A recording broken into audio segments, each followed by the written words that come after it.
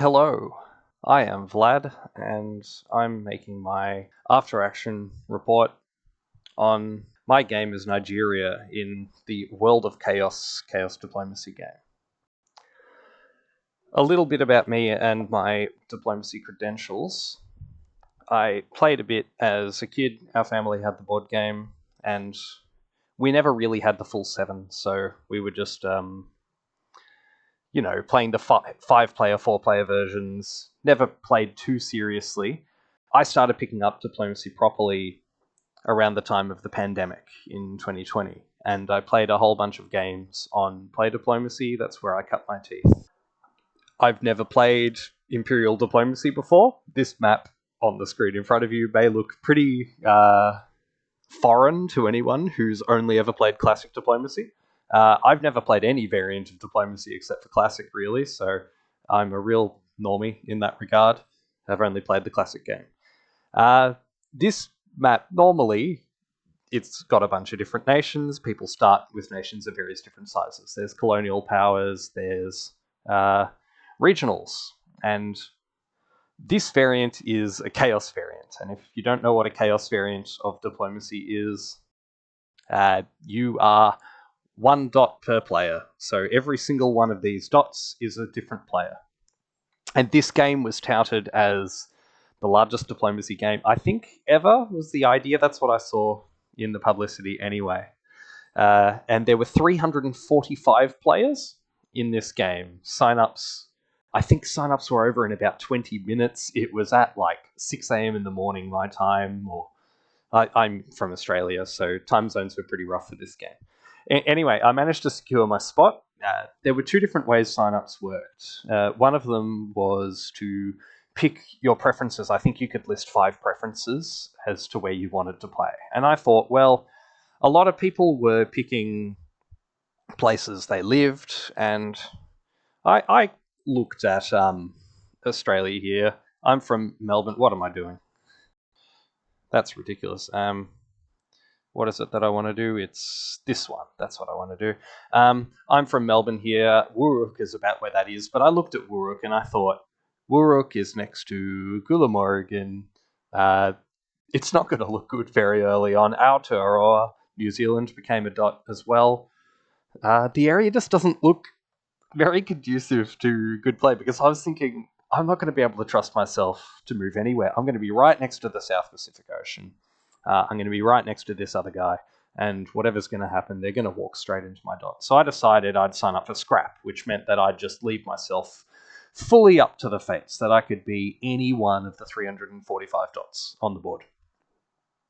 They did dot reveals in the hour before the game, and I drew Benin, this dot here in the Cape of Africa, in the Gulf of Guinea, this kind of area here.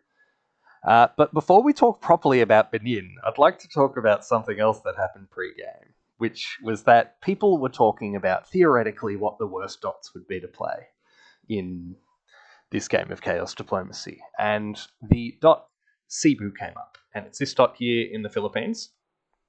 And the theory was that it's right in between these 2 dots, Manila and Zamboanga, and it borders both of them. Neither of those 2 border anyone else. Totally surrounded by ocean, couple of land tiles over here.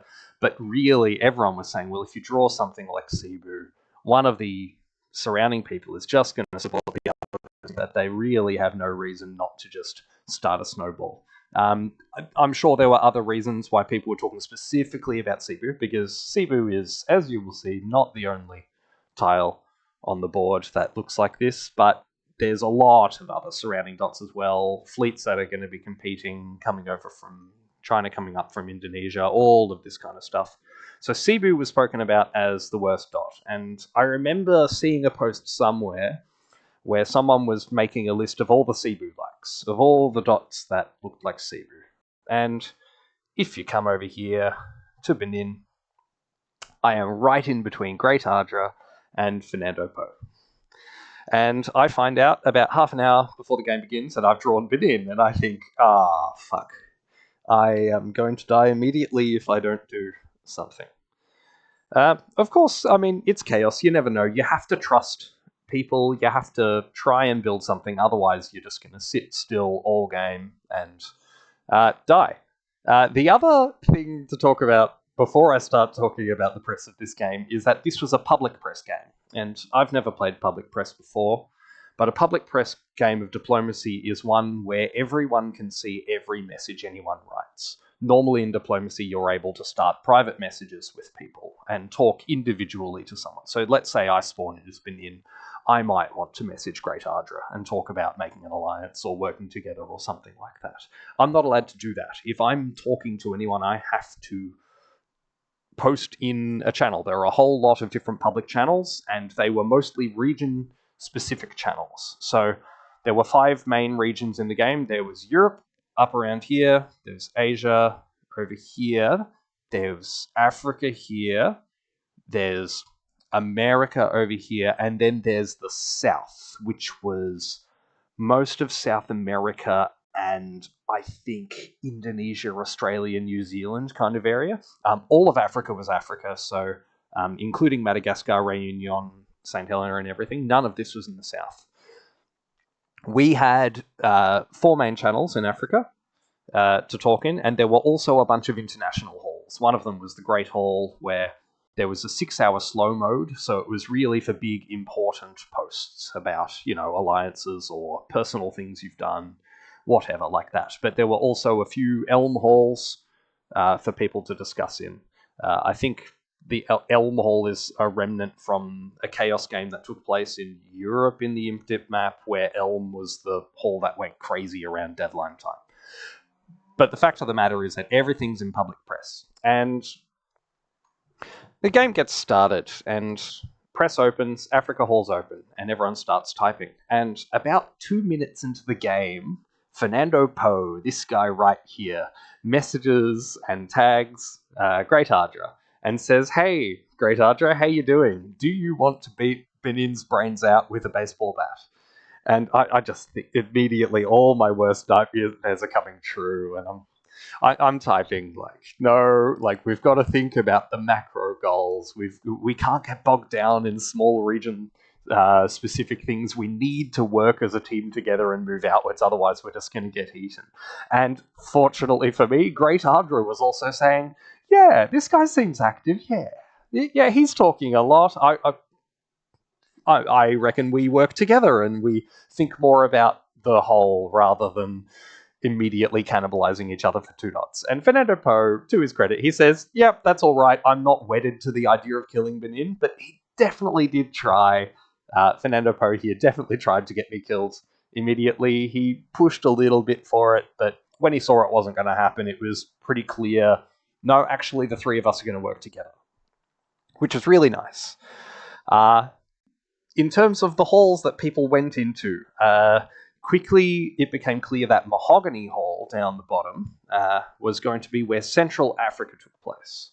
And yes, so as soon as I knew I was spawning in Benin, there's another country. Before the game, we knew that Captain Meme of the Diplostrats channel was going to be playing as Khanim Bornu. I believe he was Bornu in one of the first Imp Dip games where they were testing the map, and Bornu was an empire of a whole bunch of dots around here, so Meme decided, no, I'm going to get to play Bornu in this game. So we knew Meme was going to be Bornu. I don't know if anyone was deliberately trying to select nations near Bornu to play near him, but when I noticed I'd been randomly given Benin, I definitely thought, okay, I'm near Meme, I wonder if that's going to affect anything.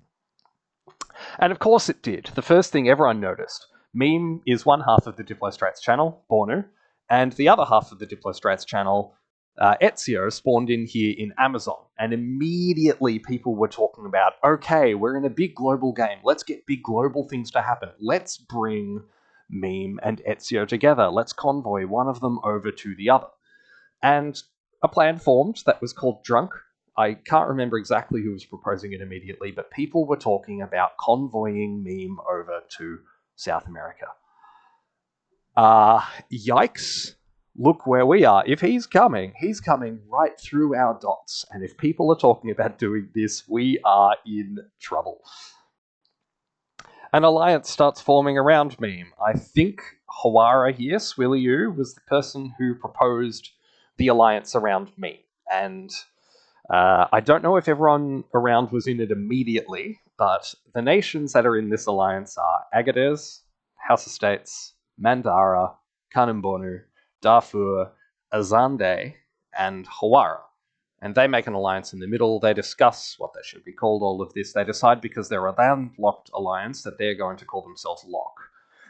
While this was happening and people were talking about, let's make an alliance of the Central African people, I've managed to stave off being immediately seabooed by the two people next to me, but I'm still thinking, oh my god, how the hell am I going to survive? And I'm trying in Mahogany Hall to say, hey, we count as Central, right? We're kind of in Central Africa, if you don't think too hard. Yes, we're West Africa over here. It's a bit separate from it, and no one really was talking to the three of us down here about being in this alliance. That was okay. In Larch Hall, another alliance was forming, and this was the Western Death Star, and this immediately was a huge empire.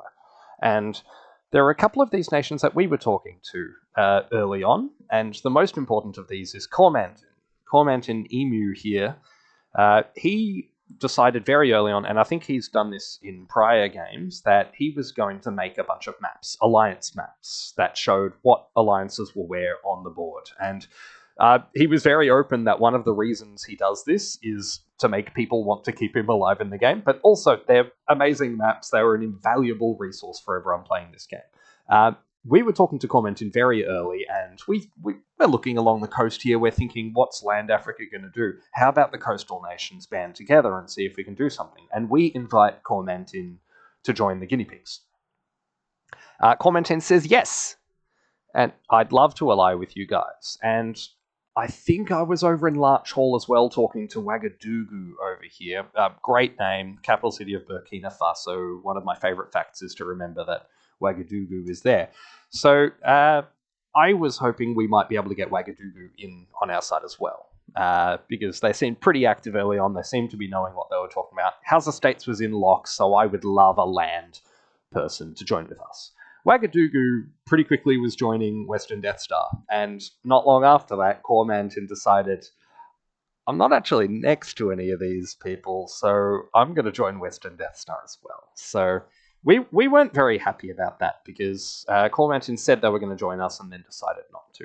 But Western Death Star made up this large area around here. I can't remember if Canaries were in it at the early stage, but it was definitely everything from Cormantin, Timbuktu, all the way around here, Cabo Verde.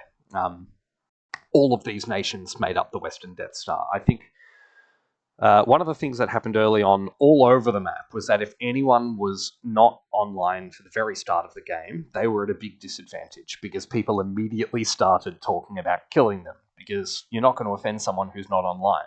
And in Western Death Star, that person was Ualata over here. And I think early on, it was either Timbuktu or Ijil was going to walk into Ualata as part of the consolidation of Western Death Star. The other important thing to note here for me that I was thinking about Western Death Star was that I was aware of the player who was playing Mali, who was Tasnica. Tasnica I'd heard of in a couple of Diplostrats videos as quite a very skilled player at the game. And so immediately I'm thinking, if Tasnica is going to be running an alliance over here, the Western Death Star, Tasnica was definitely one of the most active players. Ouagadougou was the other one, really, over here that was getting things working. But that Tasnica could be quite a threat to my position if they were running an alliance that was going to do quite well. The other player who wasn't online at the very start of the game was Sao Tome here. And of course, the three of us are working together, and we think, well, we've all got this one ocean tile that we all border. We don't have other ocean tiles that we need to worry about. We need to take control of the Gulf of Guinea, and we should attack Sao Tome, because they look like a free dot. Let's go and do this. And the person that we spoke to about helping us here is Mbanza. And I suppose before we talk about this, we should talk about the alliance that Mbanza was in, which was the Congo line, because we've got a bunch of countries here from Congo, which is one of the nations in imperial diplomacy. And originally, I believe it was Mbanza, Soyo, Mpemba, and Pango who formed the Congo line, and pretty quickly afterwards, Banda joined. Banda and Mandara originally were quite tight, but Mandara ended up, Mandara couldn't really not join Locke if Locke was forming right here and they were talking about being around Kanambonu. Banda decided to join the Congo line here. But these two were still working pretty closely together. So we've got this alliance of 5 over here. And we were pretty scared about our position because Locke probably looks bigger than it was, but it was still 7 people in a year 1 alliance is pretty large, particularly compared to our 3. And Western Death Star over here was something like 13 countries, or they may not have been at the very start, but they certainly grew to have a lot of people in them. So the Congo line over here being 5 and us being here 3, we wanted to work together so that the larger nations wouldn't just eat us. And everyone was kind of being friends early on, but there was an early plan for us to take Sao Tome, and Mbanza was going to help me into Sao Tome. And this was an idea that I absolutely loved, because I thought, well, if I get to 2 dots before year 2, that's going to be amazing, because even if I get attacked in Benin, I'm going to be in Sao Tome. I'm going to have a little bit of safety here. The idea in chats between me and Mbanza, I think Fernando Po was in those chats as well, was that Mbanza would move into Lopez Bay, help me into Sao Tome, and then together we would support Mbanza's claim for St. Helena. Yeah, because Mbanza was looking at St. Helena as an early take. Mbanza was set on fleet from the start, and that was the idea. So this was one of the early plans for us, was both Fernando Po and I would go fleet. Great Arger would go army to kind of patrol Adger and Oyo and look against all that's going on up here. There was also a bit of tension early where Great Arger was talking about attacking Cormantin, and people like the guy that makes maps, and people like early on, a lot of people were focusing on their own areas, but there were a few players who were jumping around everywhere, and Cormantin was one of them, because Cormantin was trying to start figuring out what alliances were forming where, start getting them on maps so people know what's happening. And if anyone was talking about attacking Cormantin, people would just chime into the Africa channel, and no matter where they were, and would just say, don't attack Cormantin, we like them, they're making maps. So it didn't really go anywhere, and it could have potentially caused real issues with Western Death Star here. And I remember Ouagadougou and I having a couple of issues over the fact that we were talking about, oh, well, we're going to be friends with Locke. Hey, Locke, how about you let us be your fleets, and we'll go west and attack Western Death Star with you. And, of course, Ouagadougou didn't like this very much, so we had to kind of backtrack on that a little bit. And any talks of us attacking Western Death Star kind of went away. Sao Tome logged onto the game a few hours in, and I recognized them from a Diplostrats video as well. They were one half of a Blitz Netherlands pair that was playing against me. So, yes, as you've probably guessed, I know a decent amount about Diplostrats videos.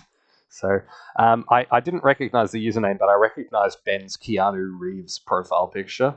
So, I kind of knew who I was dealing with. I knew that he was a good player.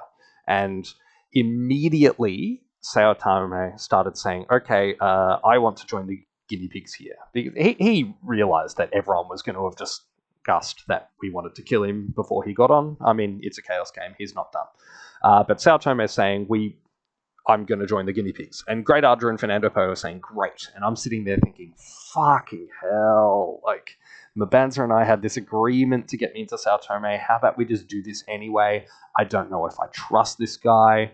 And Ben didn't do wonders for trust early on, because he was saying, I'm going to build a fleet, and all 3 of you need to build armies. And, I mean, like, you can see his point, can't you? We've got 2 guys here, we've got 2 guys here. We're in real worry if we don't protect this area around us. But I'm thinking, I don't trust Sao Tome not to just immediately move into the Gulf of Guinea with none of us able to do anything. or even immediately after build, say, hey, Western Death Star, I'm going to lead an attack on these three here. Oh, I should mention, by this time, we'd decided that our alliance name was the Guinea Pigs. I think Fernando Poe brought up Guinea Gang as an idea, talking about the Gulf of Guinea, and then I suggested Guinea Pigs. We decided to take that as our name.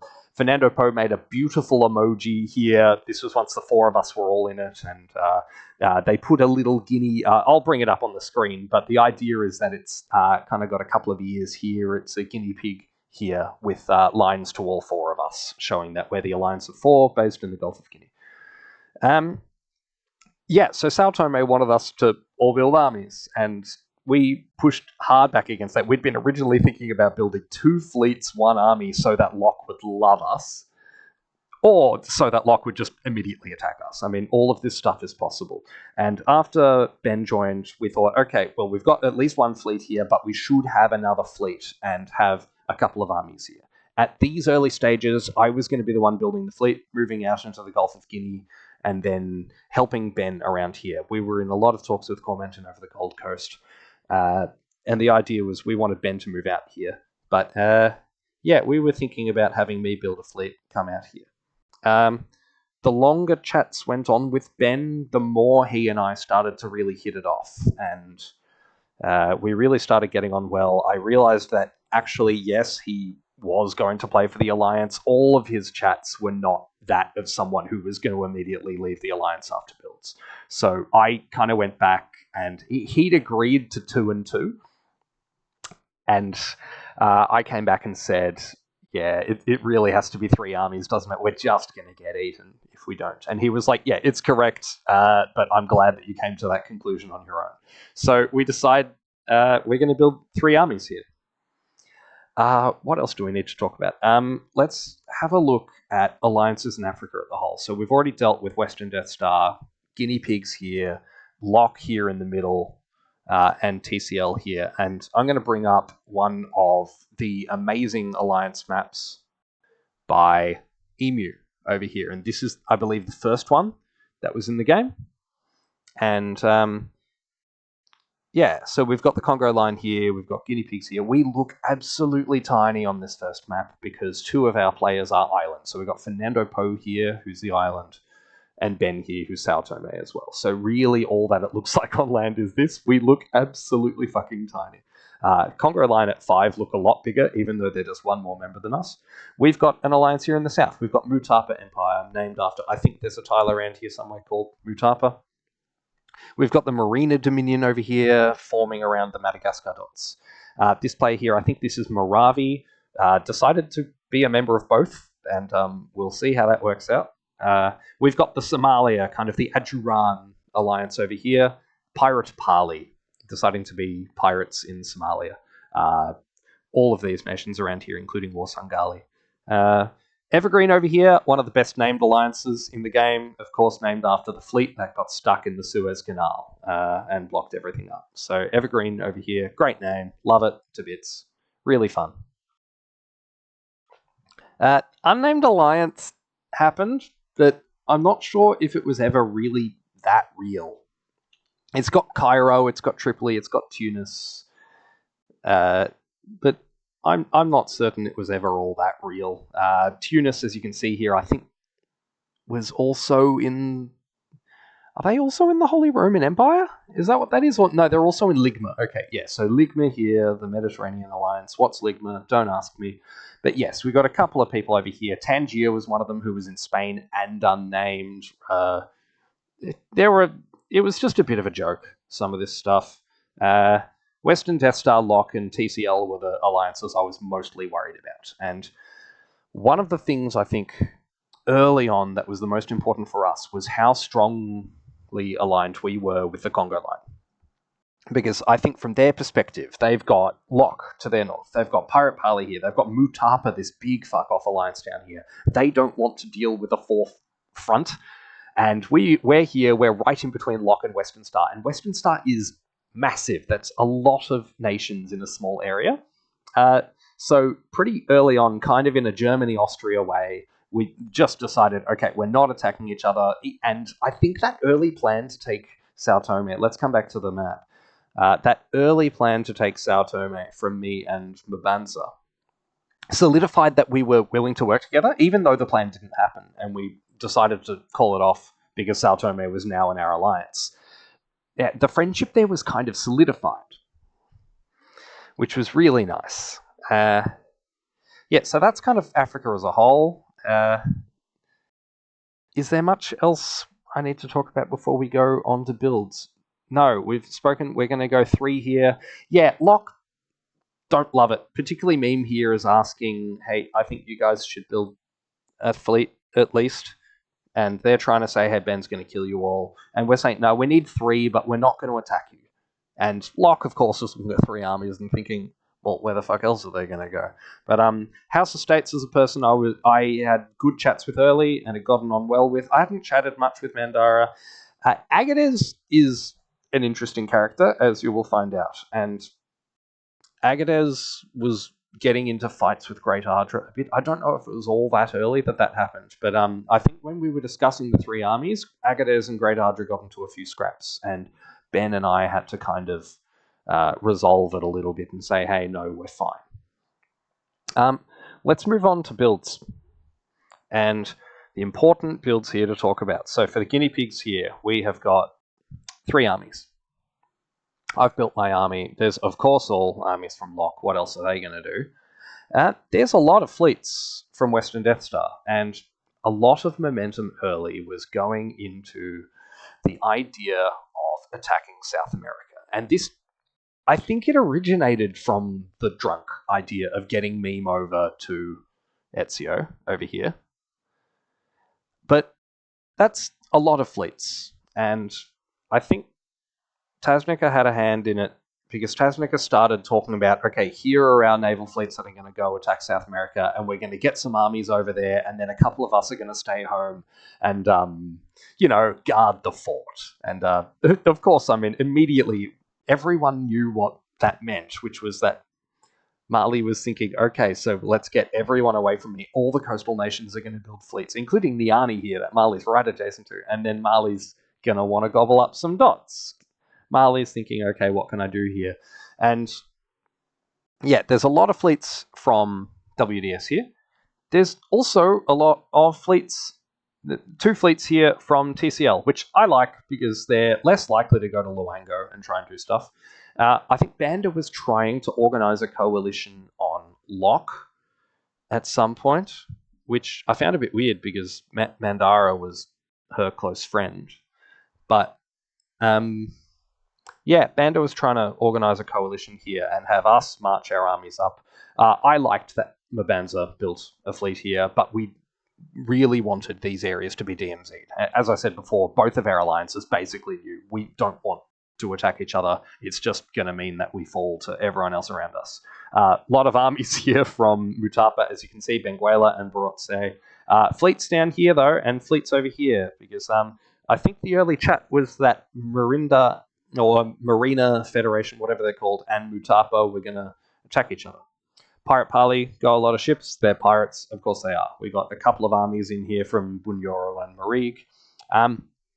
Evergreen here, they got a fleet out. There's a lot of armies in Arabia. So there was some chats early about that. Yeah, I'm going to try and keep this focused to the stuff that's really relevant to me at the start. But fleets in North Africa was great because there was lots of everything in the Mediterranean, and I think both Tunis and Tripoli knew we've got to get some fleets out. This is unnamed alliance. They're thinking, okay, let's control the Mediterranean.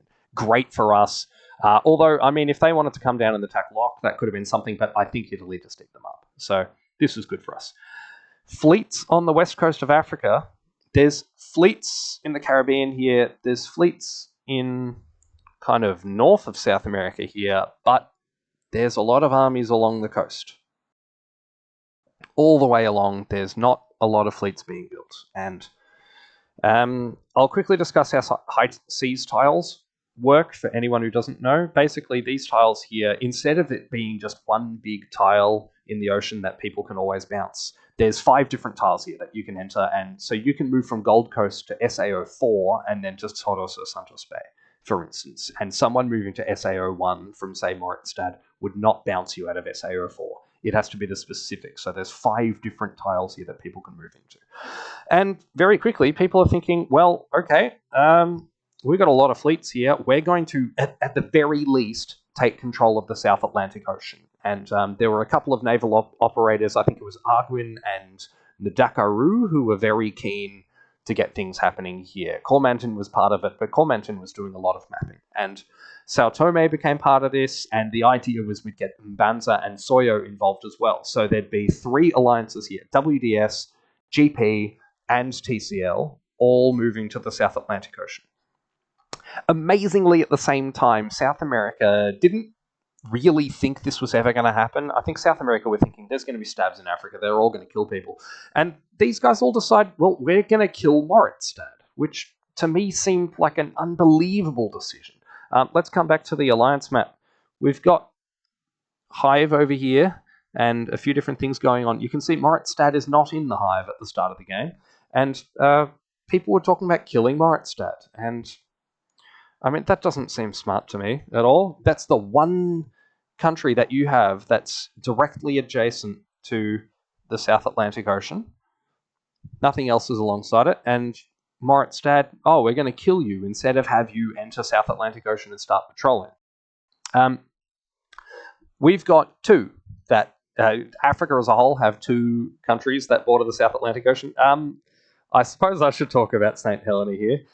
St. Helena was not online a lot at the early game, and they decided a very cool thing to do was to cosplay as Napoleon, who was exiled on the island of St. Helena, and their entire purpose was to get home to France. And they were saying, hey, everyone, can you please get into the ocean and convoy me to Nantes? And, of course, Nantes didn't love this and could see people talking about this. So, St. Helena's goal, they built an army, which is quite funny for an island nation to do. It was a good meme. Everyone loved it. And they bought themselves a lot of goodwill. TCL kind of claimed, okay, well, we're going to get it, but we'll wait for you to convoy off first. Mbanza was the one who had the claim for that, and as Mbanza was someone I was trying to make my bestie, I was backing them up on that claim, and I was saying, yeah, we're going to move out, but we're going to support Mbanza's claim to St. Helena. So anyway, lots of talks are going on about attacking South America, and meanwhile, in the guinea pig side of things, I was amazed at this, but I think it was mostly Great Ardra was pushing for me to move to Oyo. And we'd been telling Locke, no, you don't have to worry, there's going to be bouncers along the border, we're not going to attack you. And, there was some kind of bounce planned in Busa, there was a bounce planned in Adja, and the idea was I'd just move to Oyo as like a defensive move, in inverted commas. And, I mean, for us, it's great, obviously, whether or not we're attacking Locke. But Locke wouldn't love that. House Estates was a very friendly, affable person, and even he didn't love the idea of me moving to Oyo, and Meme pushed back on it a bit. Meme was asking, oh, if you move to Oyo, can that be followed up with you moving to Adja, which is in between Wag and Hausa? And we're saying, well, no, because you guys can just move into Nuri, support yourselves in, and all of that. So the idea was I'd move to Oyo, and then I'd kind of just sit there and patrol. And I think it was really good that I was not the one who was asking for this move. Great Ardra proposed it, Sao Tome was backing him up, and I was there saying, but Locke's our friends, why would I go there? And I think Locke liked that because I was not the person saying, I'm moving to Oyo, because they're going to trust that even less if I'm the person proposing it. So I played the part of being persuaded by my alliance to move to Oyo, even though I wanted to, be best friends buddies in Locke. And so the plan is that I'm moving to Oyo.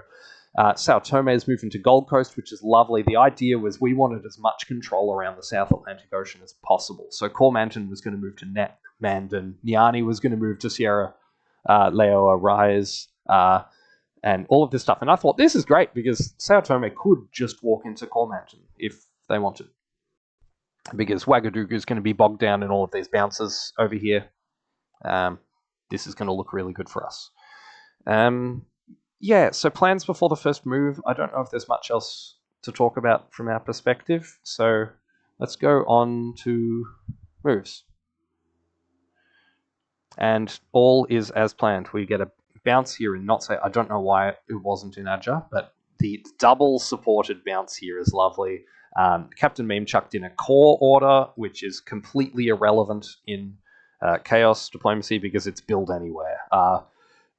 So it was just a little bit of a meme there. What are the important moves? We've got Sao Tome going to Gold Coast, Mabanza to Angola Basin, which is fantastic, alongside the South Atlantic Ocean. It was all part of this Western Drift thing. St. Helena, of course, orders to Paris, wanting to get to France. So things are looking really good for us. We've got fleets moving out everywhere. I think the idea is we wanted Jacob Fort to be able to move into Sierra Leone Rise. Ualata starts moving towards the coast to be convoyed over. Ijil moves north. We got bounces along here. This move here is one of the important ones very early, is Hawara moving to Sanaa, which was not agreed. And Evergreen was very annoyed by this move because, of course, Sanaa is adjacent to both Axum and Gondar. I'm making this video before we've seen people's voids because I don't want everything to kind of be coloured by what people are actually saying. And likewise, I'm trying not to use my void too much for this. I'm trying to talk more off the cuff about what I was actually thinking at the time, or at least what my memory of that is. So I'm trying not to just go back to the void. I've got a little bit of retrospect here. This is an after-action report. But Hawara moves to Sanaa, and they claimed that, there was meant to be some kind of bounce here. I think it was very cheeky of them. I think it was probably deliberate, but so we get Moravi supported into here because Moravi was trying to play both sides of these two alliances and it wasn't going to work. So stuff's breaking out here. Looks good for us. There's a bounce here. Things look nice. Everything's nice with TCL. Everything's nice with WDS for us. We can go to the next map, which I think is before retreats. There's not really any retreats that are very relevant for us here. We can talk about South America, I suppose, going back to the moves. There's a bit going on here, but importantly for us, we see Bellum and Sao Sebastião trying to attack Moritstad. That's why they're moving out there. We've got some stuff with...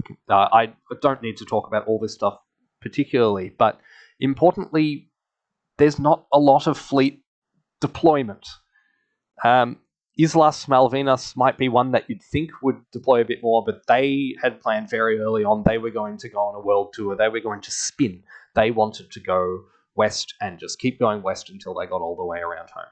So there's a huge lack of fleet deployment. There's fleets up in here in North Brazil, but everything below Moritstad here, all these ocean tiles are free.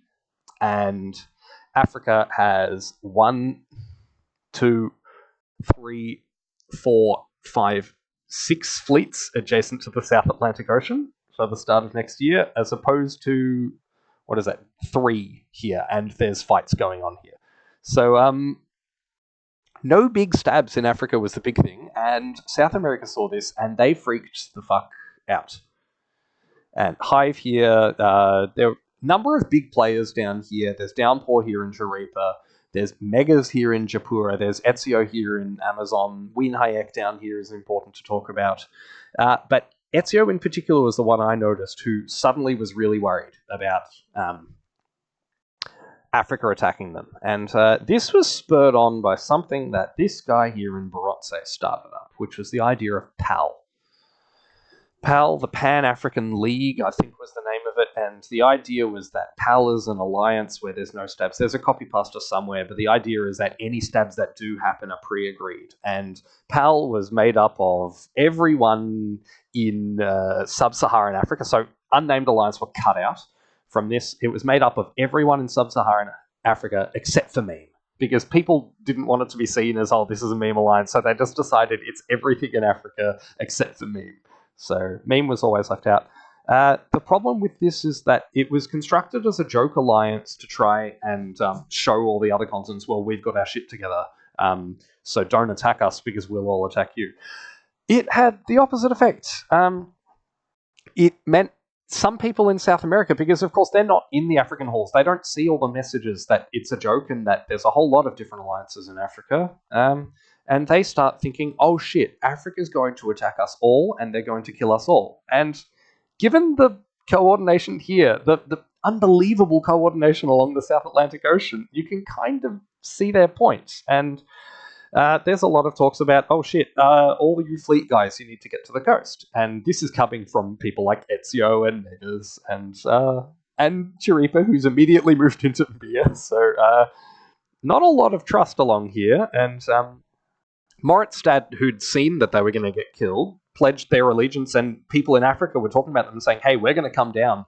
We'll keep you alive if you work with us, and we'll help you into Sao Sebastião, I think was the idea. And Moritzstad was talking about, okay, we're going to work together. The Hive started sorting themselves out, kinda. And I believe they managed to get Moritzstad back on side. I probably shouldn't waffle too much about all that stuff, but it is important to note that Western Drift started and it was an actual thing.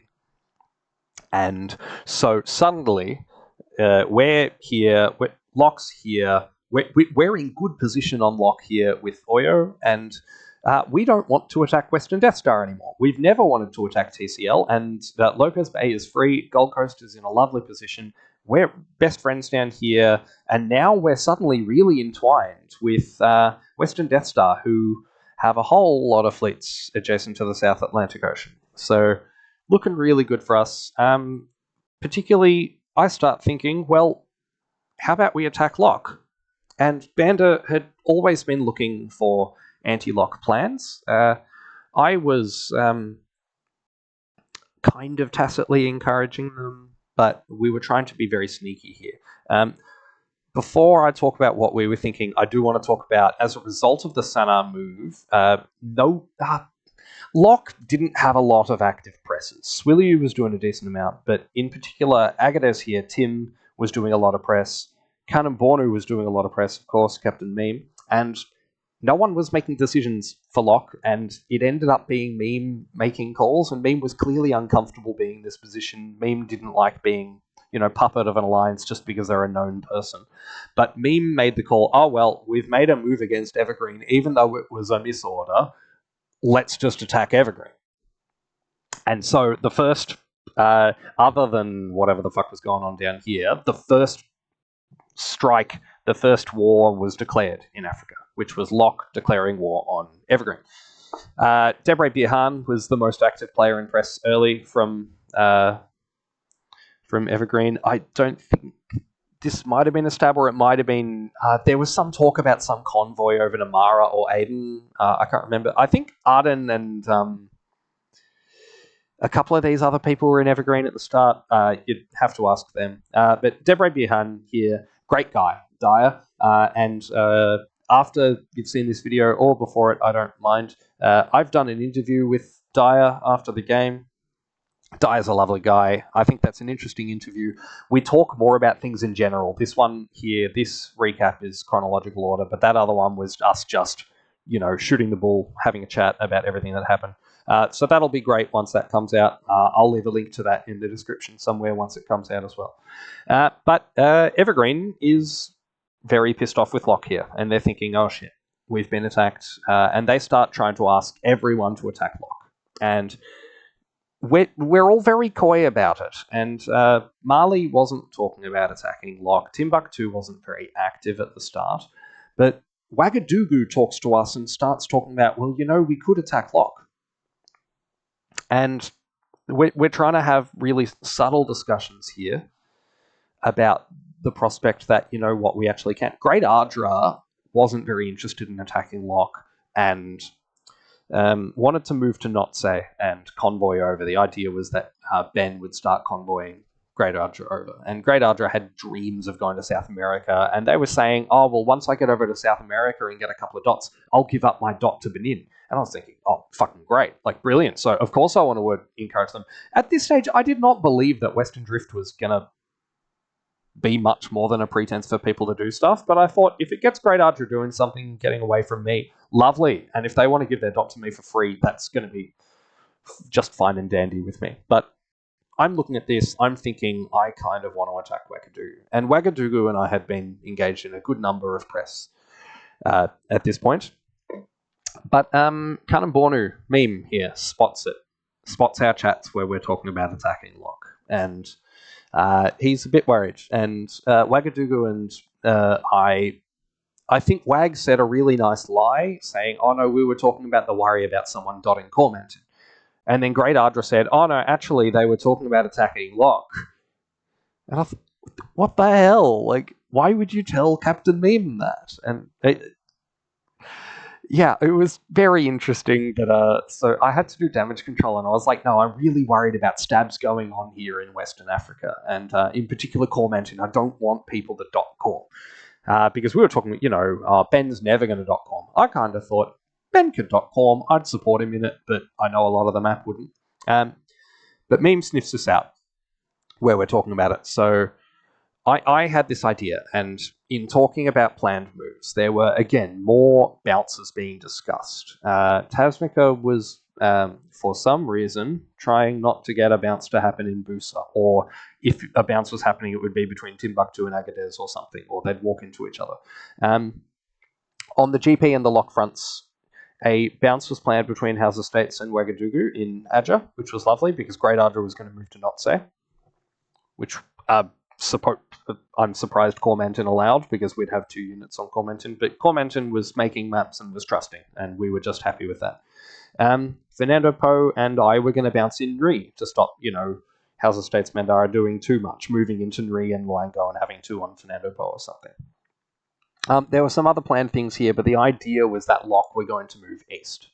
And I think the idea was Mandara was moving to Lagone. Banda was close with Mandara, so things were going to be good there. Congo was going to move to South Atlantic. Soyo was going to follow them out. But the big plan here that I had with the planned bounces was I was bouncing in Nri with Fernando Po. So if suddenly I don't bounce with Fernando Po moves to Nri, assuming no one else goes there. We suddenly have 2 on House Estates. If I support Ouagadougou into Adja, then suddenly we've got 3 on House Estates, and Locke is moving east to attack Evergreen. And I was looking at this, number one, because we were friends with these 2, and I thought it'd be fun for us to do something on land rather than sit still. But I also thought, these guys are going to love us forever if we attack Locke. Like, particularly Debre Biahan was very active in chat, talking about we need to attack Locke. And I thought Banda's always been keen to attack Locke. If I go in on Locke with Ouagadougou, I don't think TCL's going to turn around and attack us. I think Banda's going to attack Locke. I think I get on well with Mbanza. There's no armies that can suddenly run up to attack us. We're going to be looking good, and even maybe Mandara works with us. Mandara's close with Banda. Anything could happen here.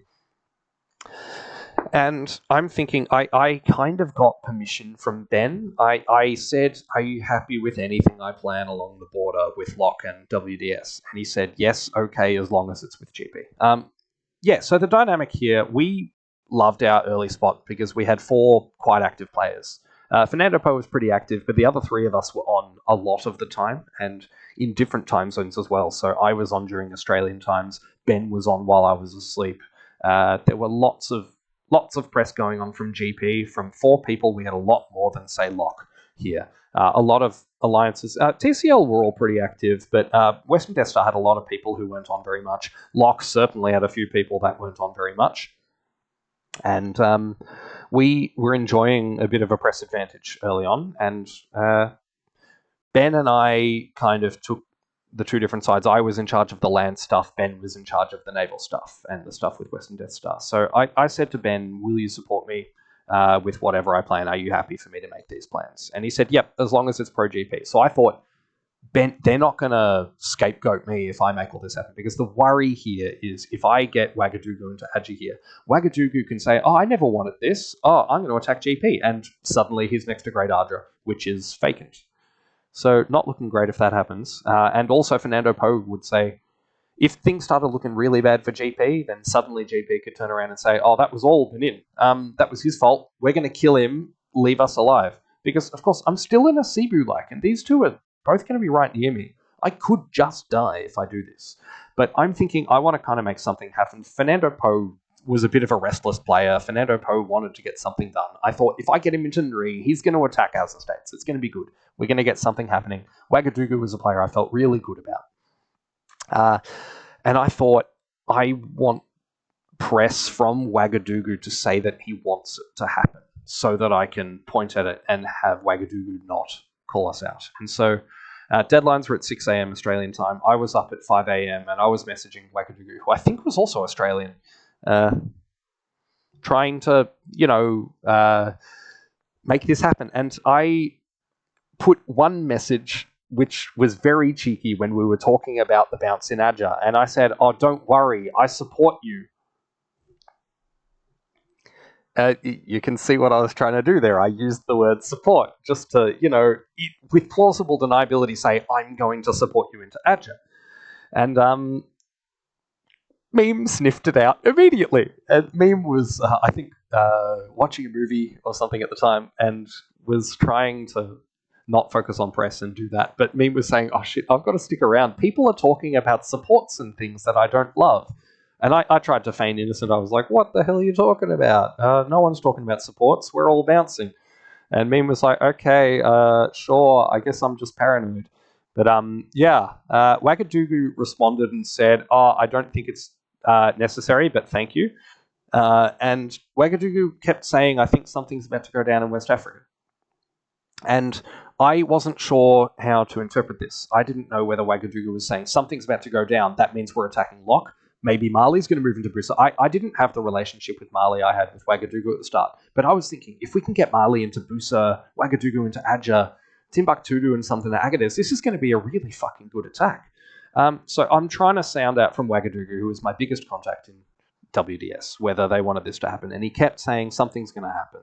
And I'm trying to shield from Meme what I think. And so I start saying, oh God, I'm worried that Wag's trying to .com. And so that seed of dissent. I mean, Wag's never said anywhere that Wag's going to try and .com. But I'm thinking, no, this would be bad. This would cause chaos. And so that was my shield, even though the whole time I'm thinking something's going to happen here. But I last minute pressed with Wag about whether we should do something.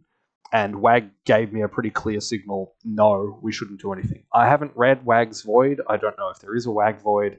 But I'm pretty certain that Wag and I were on the same page about this attack. And Wag told me not to do it. And at the deadline, I remember I've read my Void just before it. And right afterwards, I was saying, oh, I didn't do it. I've wimped out. I haven't done this, yada, yada. And let's go to moves. No, this is not moves. This is the map before moves. Yeah.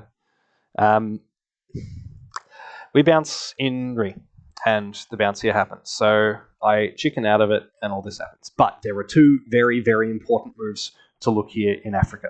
The first of them is Mandara here moving into Darfur. So Darfur got supported into Dinka as part of this attack on Evergreen, and Mandara stabbed Darfur. They walked right in and got to 2 dots.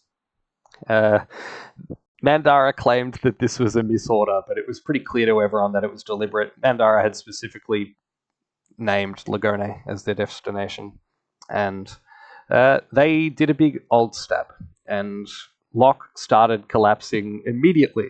And Meme here, Tim here, and Agadez are all saying, hey, everyone around, can you please help us kill Mandara? Because Mandara's got to 2. Whole lot of people started going in on Mandara. And my memory of this is a little bit foggy, but certainly, I mean, we were trying to capitalize on this. We were trying to say, oh my God, Locke, you guys have to all do something about this. We'll work with you as long as we get dots. And TCL was saying the same thing. Banda was friends with Mandara here, but yeah, everyone's saying, okay, we're going to do this. And Locke starts collapsing because Meme wants to kill Mandara. Hawara's over here, left in no man's land, misordering. They started the war against Evergreen and weren't doing anything. Mandara went over here, and Darfur's dead. Darfur out of the game. I think by this stage, the original Darfur wasn't very active. They got replaced by a sub and didn't say much either, but they die, which is pretty important. Mandara suddenly is dealing with a whole lot of people saying, what the hell are you doing? You did this deliberately. And Mandara's she's trying to say, oh, it was a misorder, whatever. She ends up subbing out of the game because she wasn't she I mean, she probably was attacked. I mean, people were being pretty emotional, all of that kind of thing. So I'm not here to pass any judgment on that all, but Mandara subbed out of the game because they didn't want to deal with the negative reaction she was getting for the stab. Which, I mean, is fine. You've got to look after your health, first and foremost. But Mandara gets replaced by a sub immediately after this, and it's quite a tricky position for the sub. The person who subbed in, Gabriel, I know he's said that he subbed in and saw, oh, 2 dots, nice, and then realized every single person in Africa wants them dead.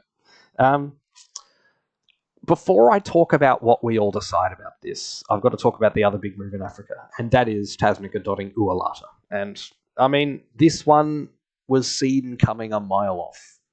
Like, really, the pot stirring was going on early. I think the 3 biggest pot stirrers over here in West Africa early were me, Banda, and Tasnica. And a lot of people were, you know, whatever was happening, we just throw out the devil's advocate, here's actually what they're planning, which was good fun. Everyone was doing it. And when Tasnica was giving out the orders of, okay, me, Ouagadougou, and Timbuktu, we're going to look after the home front, and Ijil and Marrakech and Ualata, they're going to move over here. The idea was that Ualata was the army that was going to go to Rejabat and then get convoyed over to South America. And as you can see, South Atlantic Ocean looking really good. We'll go to the clean map soon to talk about that, but it was very successful, this move here. And Ualata's dead, so this army is suddenly gone, and the whole of Western Death Star is really annoyed, and in particular Ouagadougou. And when Ouagadougou was saying something's going to go down in West Africa, Ouagadougou predicted this, and Ouagadougou, I think, told us at the time that they nearly ordered to Mali just in case, because Mali was meant to be holding, so they went, well, if Mali stabs, then I'm going to get Mali. They didn't. They did the bounce because bouncers were organising stuff. But yeah, there's a huge amount of fury in Western Death Star. I think Mali thought they could get away with it, and Mali started saying, well, actually, no, Ualata was just an inactive player. It doesn't really matter. If you remember, Ualata was one of the players first discussed as free real estate at the start of the game. So Tasnica thought, well, I'll kill Ualata, and then people will feed me up to 3, and we'll start doing really well. I'm going to quickly talk about the scoring system of the game. You get 1 point each turn for the number of dots you control. If you get to 3 dots, you can form a kingdom. And if you are a kingdom, you can vassalize people if they agree to be your vassal. If they are below the kingdom status at 1 or 2 dots, you can have as many people vassalized to you as you have dots. And if you get to 6, you can be an empire, and you can vassalize kingdoms and whatever the 1 dot person is, or 2 dot people. So Mali was saying, well, how about we get me to 3? And everyone starts vassalizing to me. And everyone said, you've just killed one of us in cold blood. You've just completely murdered someone. Why would we not trust that you would just walk in somewhere else? I mean, Ijil here, was trying to move into Rabat up here, and Ijil's free here right next to Mali, so people are suddenly very, very worried about what's going to happen. And to WDS's credit, they came up very quickly. I think it was Theo who made the plan. Theo, who played Ndakaru over here, made a big plan, or it might have been St. Louis, or Jacob Ford. It was one of these guys over here. Decided, made up a big plan of how we're going to kill Mali, and if we need to. Which was lovely, and they had a whole big vote on whether Tasnica needed to wave. Tasnica is Mali, by the way. Whether Tasnica needed to wave, or whether Tasnica just needed to surrender a dot, or whether Tasnica should be allowed to left as they are, or whether Tasnica should just straight up be killed. The vote arrived that Tasnica would have to wave the build, so not build a second army, and surrender one of their dots to someone else. Tasnica responded to this by saying, I'm going to build an army and defend myself, which I thought at the time was very predictable. And I thought, yeah, they're going to try and convince someone else to go in well with them. But Ouagadougou was pretty firmly saying, okay, we're going to need to kill Mali now. Hey, you guys, how about you come and help us? Which I loved, of course. I had a good relationship with Ouagadougou early on, and it is good that they didn't make this move to Adja, because they would have been really vulnerable to Mali. So it is a good thing that they told me not to attack Locke. And there's another reason why it's a good thing they called off the attack on Locke. And yes, it's time that we talk about the collapse of Locke. So Locke starts collapsing, and Meme makes the proposal that Kanem-Bornu, Agadez, and House Estates should join the guinea pigs. And Agadez says, yep, I'd love to do that. What do we think? And we're over here, we're discussing, and I wrote a big pros and cons list before discussing whether to move on House Estates or not. And one of my cons was that I got on really well with House Estates. And they were a chill person, they were good in press, and they seemed like a loyal player that I could trust. And so I thought, when these three are coming in, Tim's been one of the best pressers for Locke, one of the only pressers for Locke. I mean, Darfur did nothing. Azande's gimmick was the puzzle thing, which I'll talk about a bit more later. But the idea was that all of their moves were going to be controlled by whoever won their daily puzzle. Nice little gimmick. But Mandara didn't talk much and then did a stab, and then did a sub. Swilliu had done a bit of press. I think they were the one that formed Locke. But the fact that we had Meme, who everyone knows was a good player, that we had Tim, who was a very good presser, and that we had House Estates that was on enough and seemed very trustworthy. I had a good relationship with Hauser, and so we were all... we discussed as the four of us. We had a team meeting. We had a guinea pigs meeting as to whether we should accept the 3 new guinea pigs. And we had a vote, and Great Ardra was the one that voted against, and they were saying, I'm worried that we're going to be spreading ourselves too thin, and that they wanted to keep it as a smaller alliance. The other 3 of us all voted yes, and Great Ardra said, okay, well, I'll go along with what you guys say, but we need to keep voting rights. We need to keep power. And we said, okay, yeah.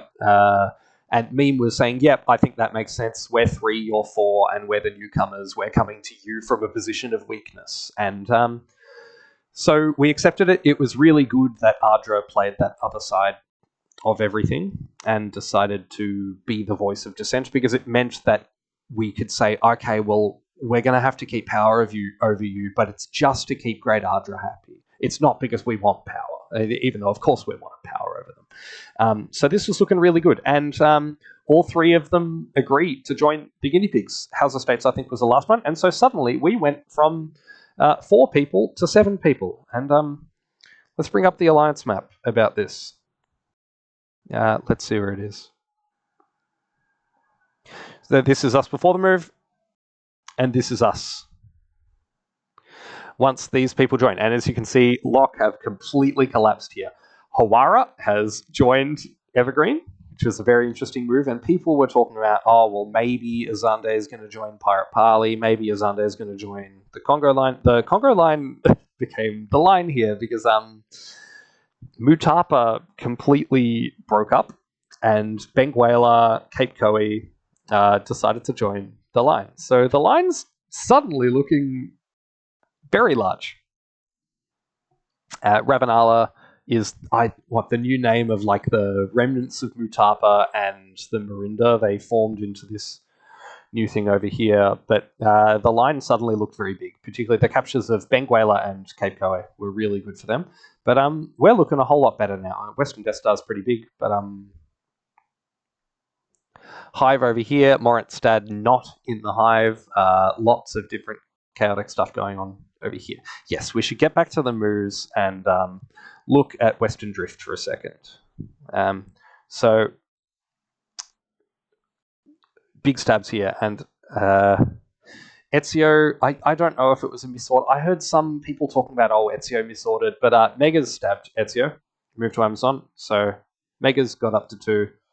Ezio still on 1, just in Madeira, but everyone's stabbing each other. There's a whole lot of chaos, and Chiripa is doing quite well here, helping with AAR, so but still just absolutely no fleet deployment. Sao Paulo's getting attacked. They're dead immediately, so that's one of it's gone, and they've got armies on the coast. They've got an army moving in. They've got Moritstad, who I think tried to block us. I think they'd been promised they weren't going to get killed, and people started suddenly moving in. Let's go to the clean map, because all 4 of these fleets are African. is very important here, which is really nice for us. And Sao Tome looking really nice here, sitting pretty next to Cormantin. No one's next to Sao Tome. It's all looking gravy. So South America's in a bit of a state of disrepair. We're looking good. And we suddenly have these three joining us here. And the deal when these three joined us was, well, we need to get some dots. And there's a couple of dots that are up for grabs here. And immediately, of course, everyone's saying, okay, well, we're going to get Mandara, because that's the dot that's right next to the two of them. But as part of the deal, we're saying, well, if you guys are joining us, then the Mandara dot needs to go to one of the original guinea pigs. It can't go to you guys. And we're saying, okay, well, let's get, say, Fernando Po to move over to Mandara, which will look nice, and they can go through Nri. They don't have to piss off the Congo line, whatever here.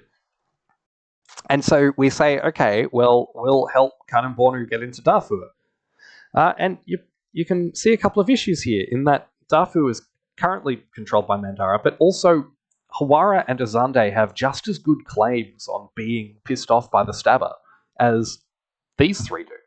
But we immediately said, no, well, new GP needs to get Darfur and old GP needs to get Mandara. And we just kind of went into press saying, well, this is what's going to happen. EG were really not happy with us. And in particular, I think Debre Bihan was trying to say, well, no, Darfur should go to us. Darfur should go to Hawara, who's now a member of Evergreen. So Debre Bihan tried to claim Darfur for themselves, but it wasn't going to happen, and it was quickly decided. We tried to get Gabriel to wave, and quickly he realized, oh, actually, they're just going to kill me. So he decided not to wave early on, and the idea was we were going to go to Darfur, we were going to get Mandara, and then TCL and PP would figure out what was happening with the Zande, and EG would get nothing. And I couldn't believe that this deal had been figured out, where we basically claimed everything from the collapse of Flock. Not only did these people get survival and join an alliance, but they got a dot out of it. We got a dot out of it. TCL, PP, and EG weren't really getting anything from this all. And we thought, okay, this looks really good for us. And Banda was no longer tight with Mandara because Mandara had subbed out. So suddenly it was a new player. Unbelievably, what ended up happening here was that Gabriel did wave.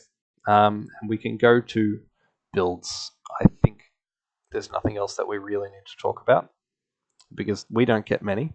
But Gabriel waves. Oh, wait, sorry, there is some... Yeah, I will scroll the map over here and talk about Gabriel's wave here, which was... The idea was, oh, well, we'll keep you alive, we'll support you into a Zande. And I don't know who figured it out. I think it was TCL that decided, well, actually, everything's going to be easier, because if Gabriel builds here, then everyone's going to be slowed down, everyone's going to be pissed off. So the idea was, well, Gabriel gets supported into a Zande and stays alive. And I thought, brilliant for us, as long as we get our dots. And we were saying the whole time to both EG and Pirate Parley, we're pretty worried about us coming east. And we were saying, no, we're going for Darfur, which we already know is quite an ask, but we're going to Darfur and we're not going any further. Now, we need to talk about the other important wave in Africa. And before this builds phase, after Tasnica had declared that they were going to build an army and defend themselves and attack, the player for Niani, let's go back a phase and look at them. The player for Niani made a video where they dreamt of a Discord post coming from Mali, which was, greetings all of you WDS players, you have passed the first test, I have waived my build. The idea is to see whether you guys could deal with the idea of someone being stabbed. And I'm well done everyone for going against me, but I wish that some of you had vouched more clearly for me to die as a result of this. So I've waived my build. Everyone's passed the test. We're going to be fine. And then they woke up from the dream. I'll link to the video in the description if Niani is happy with me doing so, because it's my single favorite piece of external content from the whole game. Because Right after builds, Tasnica waved their build, and they made in Discord the post. It was one of the best moments of the game, and they had turned everyone. There was a huge detailed plan from WDS saying, we're going to kill Tasnica, we're going to go with this. And I think Tasnica realized, well, the writing's on the wall. They were trying to see if they could get Timbuktu to work with them, but it wasn't looking like it was going to happen. So Tasnica decided, well, the best way to survive here is to wave build and give up a dot. So they made the wave, and everyone was laughing at the fact that they did what Niani's video said. So they won back a huge amount of goodwill here. And I wasn't all this happy about this, because one of the things in discussions with WDS was that we would help them kill Tasnica, and we would get Timbuktu for Tim. And again, I thought we were getting much more than we deserved, because in reality, all we'd agreed to do as part of helping it was bounce in Busa, so that Tasnica couldn't kind of, double up in here and go and attack Timbuktu and do whatever shit. But yeah, the way that happened was bizarre, because I think Tim in Agadez had a chat with Arguin about, oh, well, we'll help you out against Tasnica, and maybe we're going to want a dot out of it. And I think how it happened, I might be wrong here, but I remember logging on, seeing this conversation, and then when I started talking to WDS, I started saying, well, yeah, you guys have promised us a dot if you help us. And people just kind of accepted it, which I thought was amazing. I had no idea how that happened, but a few people were like, oh, shit, why did we agree to that? Like, oh, I don't think Arguin should have done that. But they never really agreed to it. And when we started pretending that was reality, people accepted it. So that was looking really good. And we were going to get Timbuktu out of it. So when builds happened, I was very, very happy to see Mandara wave. And I had mixed feelings about Mali's wave, because one, Western Drift could happen better. So it was good that Mali waved, because people didn't have to run home and defend themselves. But also, we weren't going to get a dot out of it. So it was a bit of a mix. I didn't trust Tasnica much early on, and I took a very hard line in press against this and was saying to WDS, no, you've got to kill this guy. We can't deal with stabbers around. You got to deal with him. And we let them deal with him in the way they wanted, but they were the hugely important builds that happened here. Were the Mali wave and the Gabriel wave. Let's go to the clean map before, and we'll talk about the ideas. So originally, when GP were discussing taking these dots here, the idea was, well, Fernando Pro is going to move over and attack Mandara. I'm going to move to Nuri. Fernando Pro is going to move to Luango, and we're going to support Poin, because that'll get him out of Luango and away from TCL. So that'll be the one that makes the most sense. But with Gabriel waving, we thought, well, if Meme's going to go to Darfur, and we agreed, okay, Gabriel's going to be supported into Azande, so Meme can walk straight into Darfur. This will be good, but also there'll be a lot of people here, including Azande, who might want to attack Darfur or support, Swiliu or someone into Darfur. And it became clear to me that the best tactical plan was for House Estates to move to Mandara, so that they could defend Meme in Darfur.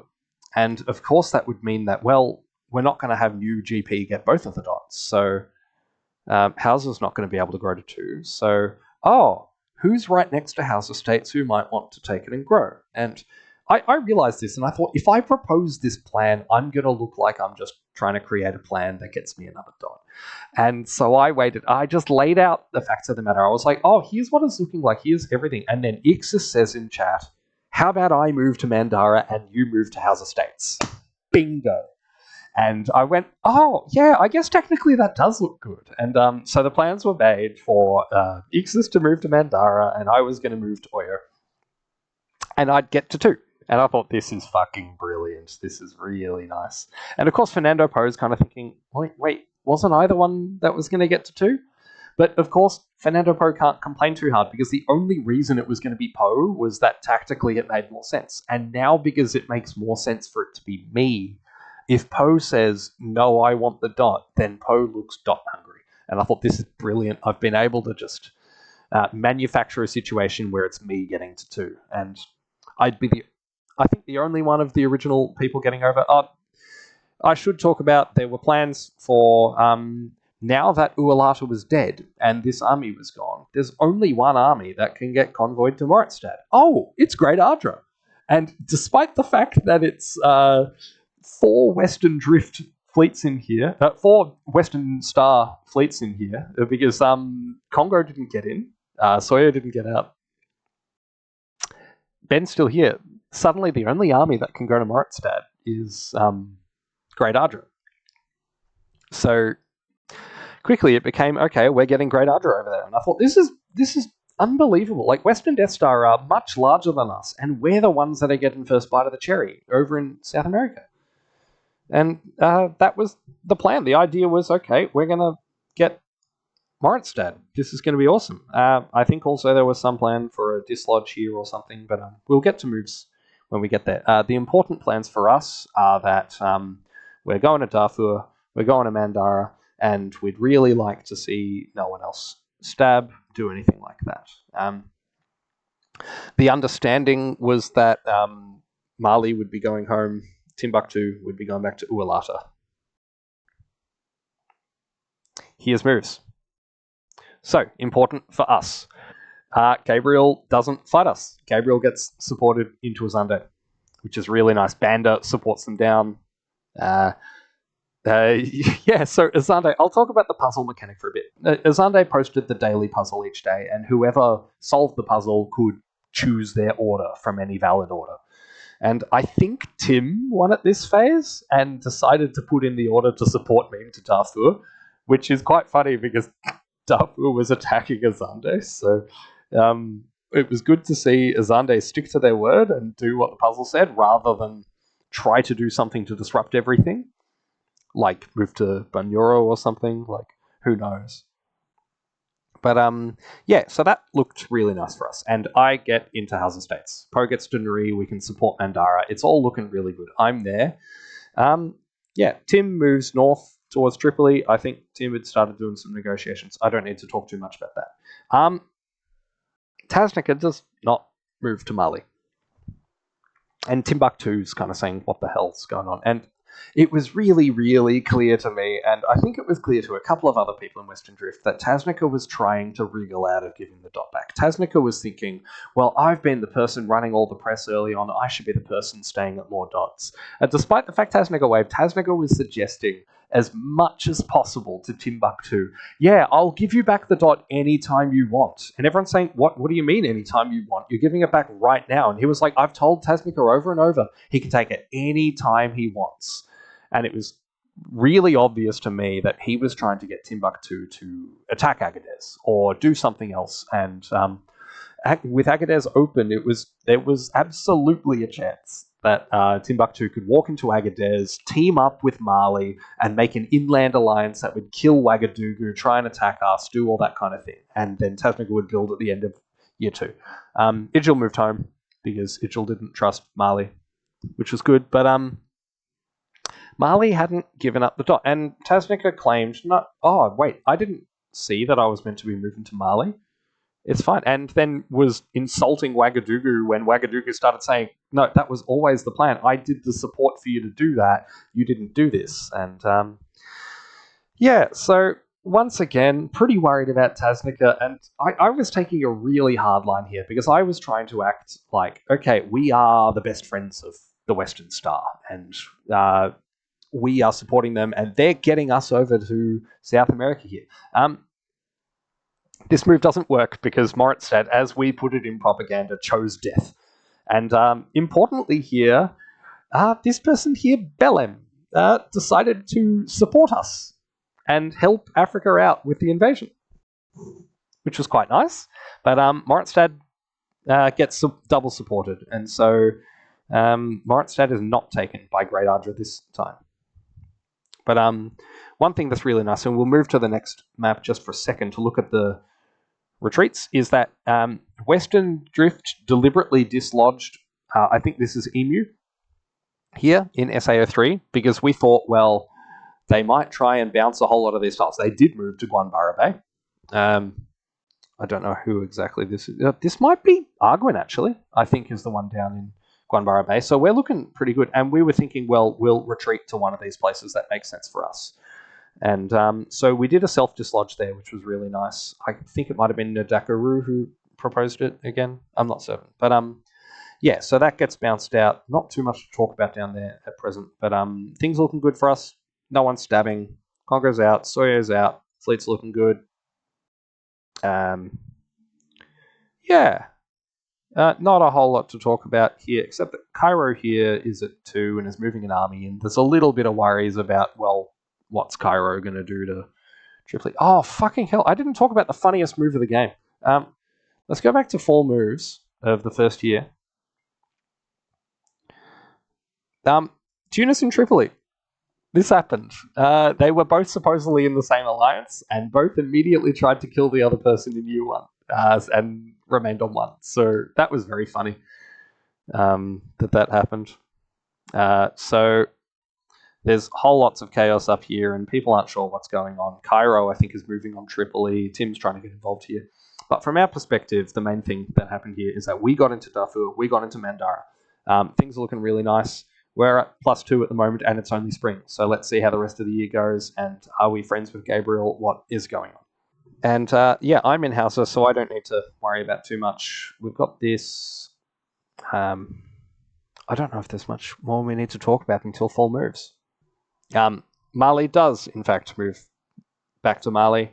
Timbuktu moves into Ualata, is supported by Ijil, so there was no real avoiding it for Tasmika. I think Tasmika realized the writing was on the wall here, but Timbuktu could have walked into Agadez, and that could have been that central, the land-bound Western Star attack happening here from the two of these players, and I would have been quite worried about it. I was glad that Ijil wasn't in favour of it, because if all of them kind of went in on Ouagadougou, there wasn't much that could have been done. Yeah, everyone's best friends, and one of the terms that everyone needs to become acquainted with in terms of talking about Africa is the term hug box, which was an insult that was chucked around by people in other nations about the idea that everyone in Africa was being friends with each other and no one was going to attack each other.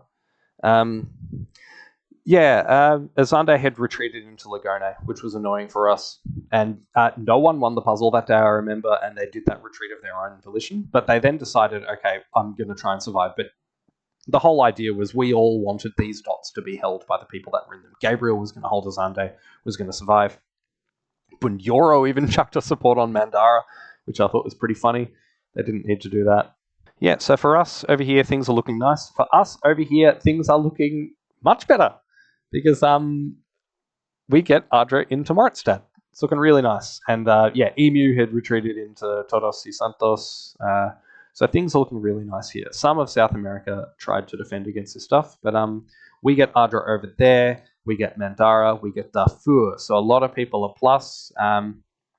Yeah, Tim made a deal to support Cairo into Tripoli. I don't know exactly what the deal was, but Cairo's getting up to 3 is looking pretty dangerous. But there's support from Smyrna here. Yeah. Lots going on here. So Tripoli dies. No, Tripoli gets... Yes, Tunis, who owns Tripoli, gets supported back into Tunis by Sardinia. And Tripoli, the orange player here, dies. So that's what happened there. There's not a lot more to talk about in Africa, but Congo got supported into St. Helena. So Napoleon failed in his quest. St. Helena dies. So TCL, if we have a look down here, Cape Coe gets supported into Mupondo. Benguela walks into Delagoa for free, which no one had any idea how the fuck that happened. Pango got Baratse, and yeah, so TCL went +4, which was really, really scary. And importantly, in South America, Chiripa stabbed and doubled. and got to 4 and was the only player in the game that was at 4 dots at the end of year 2, which is the theoretical best possible end.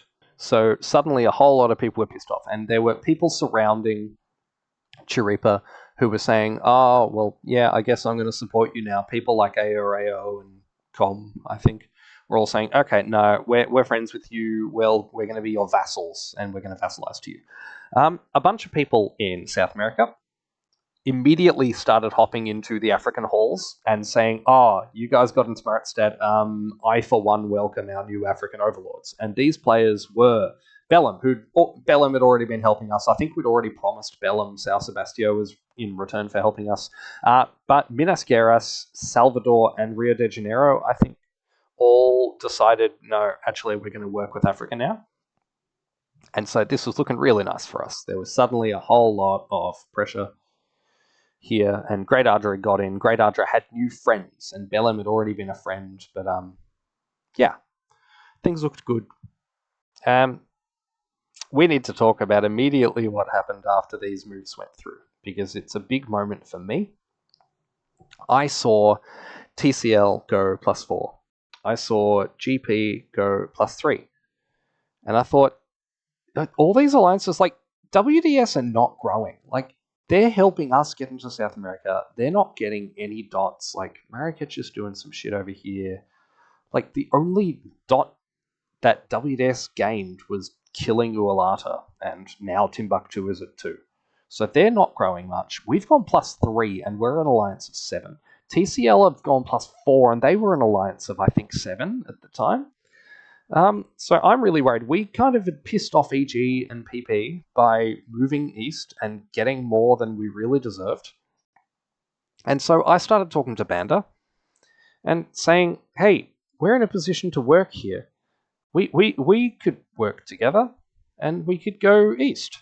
Yeah, and so immediately we start talking about, no, we need to work together, and I propose attacking Pirate Parley. And I think at the time, I was trying to do this coyly, and I think if my void is to be believed, I was kind of looking at us attacking EG as well, because I thought, well, we don't actually have a front on Pirate Parley, Bunyoro all the way along here. So we're probably going to have to attack EG if we do this. And my alliance supports me in doing this. Not everyone's online. Meme notably was online, had the green circle, but was not active in press. Meme might have genuinely been busy, or Meme might have just been letting this happen while wanting to maintain deniability and flip if things happen. Because Meme's getting up to 2. Meme could join EG and, you know, work with Gabriel against us or something if everything goes wrong. And I put the idea out that we're going to attack PP. And Banda had been very strongly saying, yeah, I am in favor of us doing something against PP.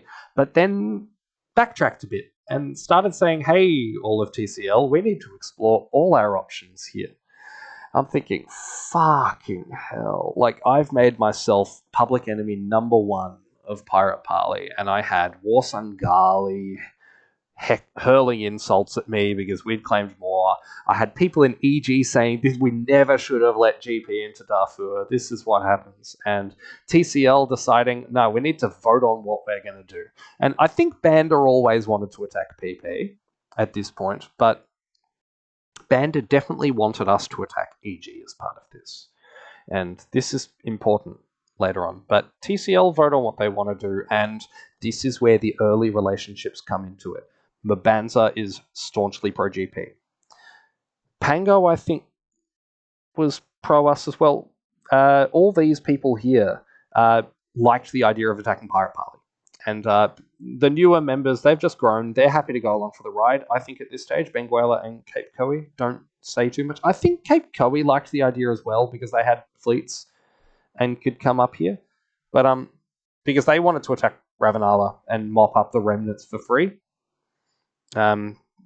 Because they're getting a lot of dots down here, so they think, okay, yeah, let's also attack PP, and we're going to be looking in a really good spot.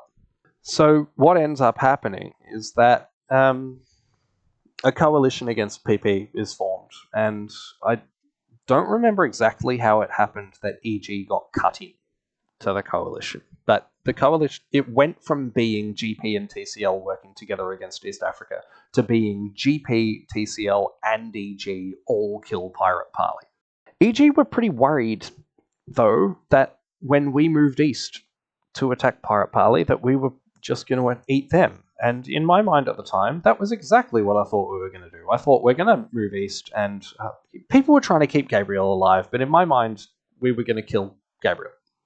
EG proposed, well, if we're going to join this coalition with you guys, we need a 3-way mutual defensive pact. That if...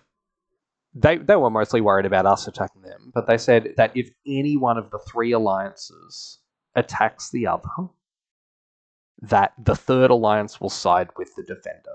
And this was agreed to by everyone. And so suddenly, and this is where the hug boxing comes in, that TCL, GP, and EG now all have this agreement that they're not going to attack each other. And they're all going to coalition PP. There's a nation over here, and we'll go to the alliance maps for a bit, because it starts mattering. Let's go to... This is it here. United Nations of India are a nation that matters. They're made up of a whole bunch of districts and things like this. It doesn't fucking matter. But United Nations of India have good control of the Indian Ocean at this point, and they've even gotten into Madagascar down here. And I think they control Réunion as well. So, yeah, Ravenala, I think, might just be completely fucking dead at this point. They've been taken out by Pirate Parley and Uni. And Uni starts saying, well, hey, why shouldn't we defend Pirate Parley? And Pirate Parley are saying to their friends in Uni, please defend us. And conversations happen with Uni, and it's, oh, no, we'll cut you in as well.